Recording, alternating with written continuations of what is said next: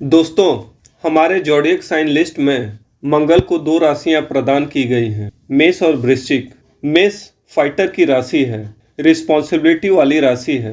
Commander ने instruction दे दिया तो फिर सोल्जर की नज़रें सिर्फ अपनी मंजिल पर टिकी होती है, रास्ते पर नहीं, और वो जल्दी जल्दी मंजिल तक पहुंचना चाहता है। जहां मेष राशि के जातकों में जितनी जल्दबाजी, जितना उतावलापन होता है, ठीक उसके उल्टे वृश्चिक राशि वाले जातकों में उतनी ही इत्मीनानता होती है। बिच्छू बड़े आराम आराम से चलता है, किसी को भी डिस्टर्ब नहीं करता है, लेकिन जिस पल आपने इसको छेड़ा तब बिच्छू के डंक से आपको कोई भी नहीं बचा सकता। और इस डंक की पीड़ा कितनी असहनीय होती है वो सबको पता है। इनकी खामोशी इनके शोर से ज्यादा खतरनाक होती है। वो शांत है, खामोश है, तब आप समझ लें कि ये तूफान से पहले की खामोशी है। एक तो ये जलीय राशि डीप इमोशंस की होती है और ऊपर से ये साइन भी फिक्स्ड है।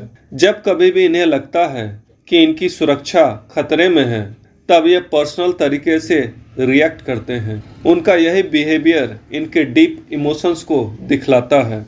अपने फिक्स्ड नेचर की वजह से ये अपने अतीत के कड़वे अनुभवों को आसानी से भूल नहीं पाते हैं, इसलिए तो वो बदला लेने की सोचते हैं। जिस किसी ने भी इनके साथ गलत किया है तो वे उस कुढ़न शिकायत को जहर के रूप में अपने अंदर पोषित करते रहते हैं। वो कभी भी तुरंत रिएक्ट नहीं करते हैं, बल्कि उस अपमान, कटु अनुभव को अपनी यादों के घर में हमेशा संभाल कर रखते हैं और उसी से वह शक्ति लेते हैं। यहाँ आप सोच रहे होंगे कि उन्होंने आपको माफ कर दिया, लेकिन अंदर से उन्हें सब कुछ याद रहता है और जब भी सही मौका मिले तब वो आपको एक ऐसा झटका देते हैं जो आप कभी सोच भी नहीं सकते। एक सोए हुए ज्वालामुखी की तरह उनका गुस्सा अंदर ही अंदर उबलता रहता है। ना तो वो तुरंत ही प्रतिक्रिया करते हैं और ना ही अपने गुस्से का तमाशा बनाते हैं। एक बार अपने दिल के किसी कोने में उन्होंने लिख दिया कि आपने उनका विश्वास तोड़ा है,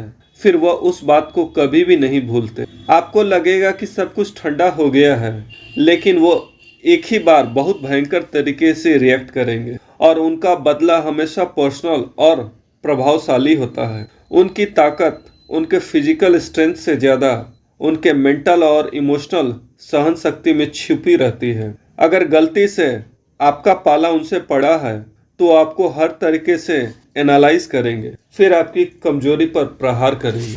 उनके लिए बदला लेना एक कला है। भावनाओं में बहकर इम्पल्सिवली वो कभी भी रिएक्ट नहीं करते हैं, बल्कि अपनी हर चाल को सूझबूझ के साथ एग्जीक्यूट करते हैं। उनका प्रतिशोध हमेशा शांत और स्ट्रेटेजिक होता है। जहां आपको समझ आते आते बहुत देर हो चुकी होती है, वह इस बात की तसल्ली कर लेते हैं कि उनका इंतकाम सिर्फ आपके दिल को दुखाकर छोड़ देना नहीं है, बल्कि उसे कभी ना भरने वाला घाव देना है। वो अपनी बाजी छोड़ेंगे नहीं, चाहे उसके लिए उन्हें सालों साल ही क्यों ना इंतजार करना पड़े। बात जब उनके आत्मसम्मान पर आती है तो उनके लिए करो या मरो वाली बात हो जाती है। स्कॉर्पियंस का बदला हमेशा नपा तुला और शानदार होता है, जो कभी उनके शान और सुंदरता को कम नहीं होने देता है। उनकी अप्रोच ना तो असभ्य होती है और ना ही शीर्ष पर। वो अपने दुश्मन को अपनी कला के द्वारा सबक सिखाते हैं। पूरी सावधानी, सटीकता के साथ अपनी योजना का एक एक कदम फूंक फूंक कर चुपके से रखते हैं, मगर कभी भी सीधे सीधे अटैक नहीं करते हैं, बल्कि ऐसे समय का इंतजार करते हैं जब आप सबसे ज्यादा कमजोर हो। उनकी एकाग्रता और चीजों को परखने की शक्ति बेजोड़ होती है। वो आपके हर एक एक्शन को साइलेंटली देखते हैं, हर एक छोटे बड़े डिटेल को याद रखते हैं और उसका विश्लेषण करते हैं। वो एक ऐसे डिटेक्टिव होते हैं जो अपने शिकार की कमजोरी को समझने के लिए पर्याप्त समय लेते हैं और फिर उसका लाभ उठाने के लिए एकदम सही मोमेंट को चुनते हैं। आप समझ भी नहीं पाते कि वो किस किस फॉर्म में और कैसे अटैक करेंगे। उनकी योजना में धैर्य और सटीकता यानी एक्यूरेसी दोनों का मिश्रण होता है।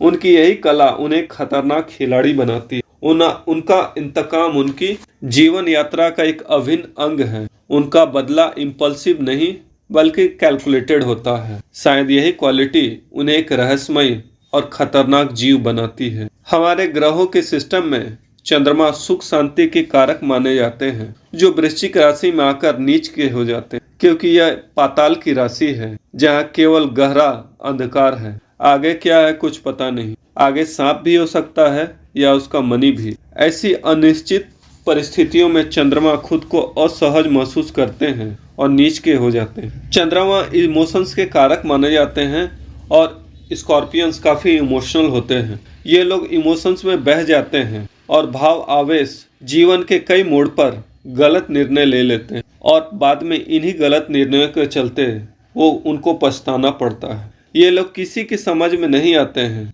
ये कहते कुछ हैं और करते कुछ हैं। इमोशंस के साथ साथ चंद्रमा खाने पीने के भी कारक माने जाते हैं और स्कॉर्पियो में यहाँ डेबिलिटेड हो जाते हैं, इसलिए इनकी फूड हैबिट्स भी अजीब होती हैं। कभी खाना छोड़ देंगे तो कभी ज़रूरत से ज़्यादा खा लेंगे, खाना जूठा छोड़ देंगे जो इनके लिए बिल्कुल भी सही नहीं है और यही इनकी पेंडिंग कर्मा में जुड़ जाता है। चंद्रमा आप स्कॉर्पियंस को मिला है, इसका मतलब पिछले जन्मों में आपने बहुत सा खाना बर्बाद किया है, लोगों से खाना छीना है। खाते हुए लोगों से खाना छीना हो या उसे कुछ काम बोलकर खाना से उठा दिया हो। जो भी लोग भोजन का निरादर करेंगे उनकी कुंडली में चंद्रमा नीच का काम करना शुरू कर देंगे।